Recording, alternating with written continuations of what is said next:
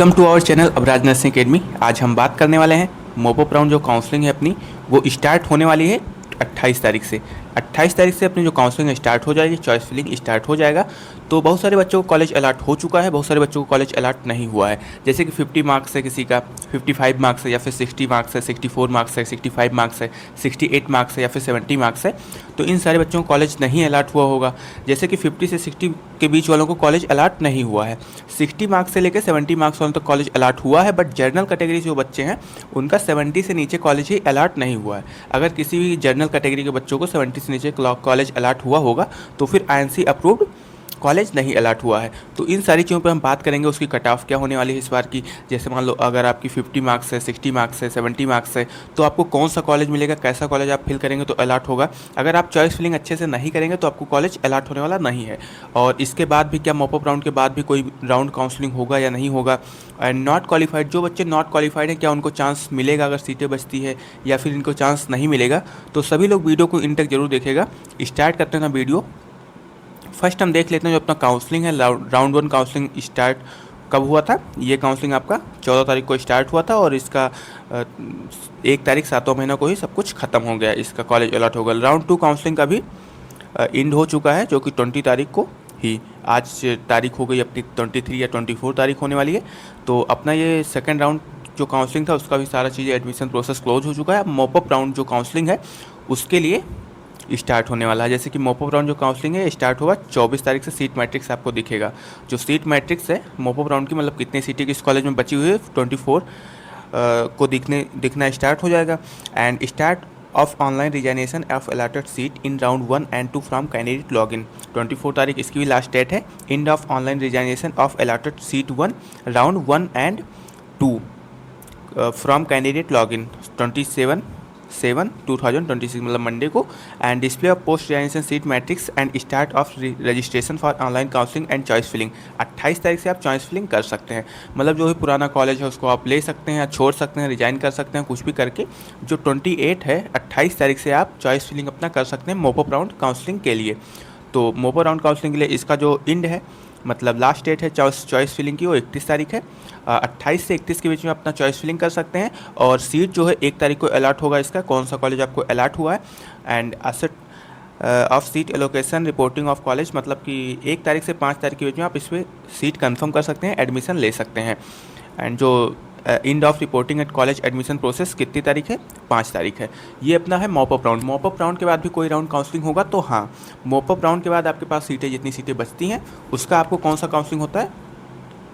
Mop up round के बाद में आपके पास स्टे राउंड काउंसलिंग होता है। इसमें भी दिखा नहीं रहा है, अपडेट हो जाएगा।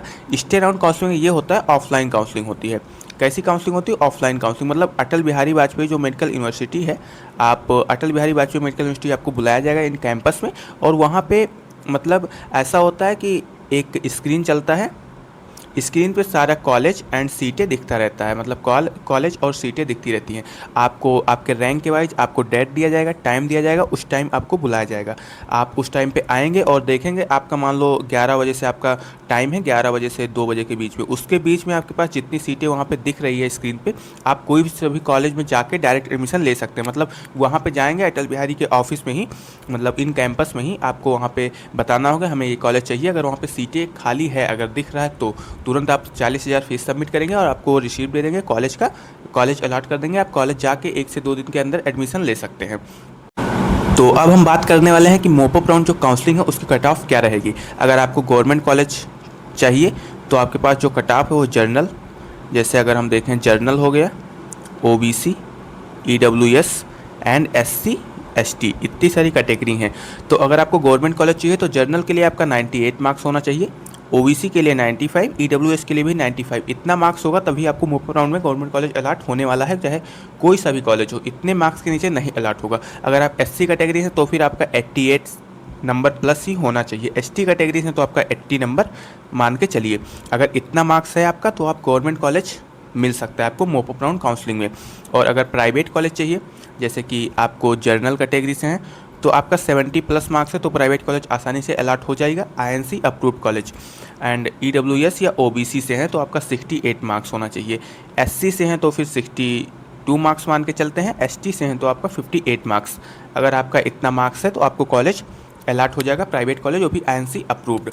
अब हम नेक्स्ट बात करते हैं कि जैसे कि है यहाँ पे कॉलेज है, कुछ गवर्नमेंट कॉलेज इसमें सीट बची हुई है, तो आप ये सारे कॉलेज फिल कर सकते हैं। ये अभी अपडेट नहीं हुआ, ये जो है वो राउंड 2 का है। ये राउंड 2 काउंसलिंग का सीट मैट्रिक्स दिखा रहा है। मॉपअप राउंड के लिए कितनी सीटें बची हुई है इसमें अभी अपडेट नहीं हुआ है, तो आप वेट करेंगे 24 तक, मतलब 24 आज या फिर 25 तक आपको कितनी सीटें बची हुई है आपको दिखने लग जाएगा। तब तक आप वेट कर लीजिए। एंड इसमें जो कॉलेज है अभी सीटें इसमें बची रहेंगी, क्योंकि कुछ बच्चे इस कॉलेज को छोड़ देंगे। जैसे गवर्नमेंट कॉलेज लोग नहीं छोड़ते हैं, बट प्राइवेट कॉलेज ज़्यादा से ज़्यादा आप छोड़ देते हैं।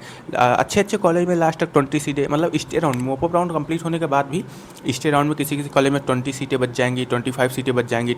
यहाँ तक कि FI में पिछली बार 35 सीटें बची हुई थी, जो कि FI INC अप्रूव कॉलेज था लखनऊ का, मैंने देखा था वहाँ पर। तो ये सारे गवर्नमेंट कॉलेज हैं, आप इसको देख सकते हैं सीट।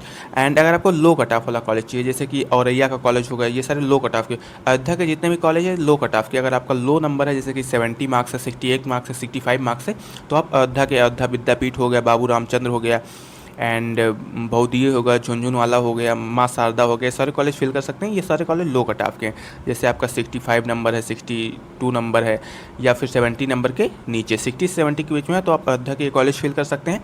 एंड बरेली के कॉलेज भी हैं, इसमें कुछ कॉलेज हैं जिसकी कट ऑफ लो जाती है, जैसे कि ANA कॉलेज हो गया, दीपमाला हो गया, गंगा सील अच्छा कॉलेज है, ज्योति कॉलेज ऑफ नर्सिंग, एंड ऐसे बहुत सारे कॉलेज हैं बरेली के भी।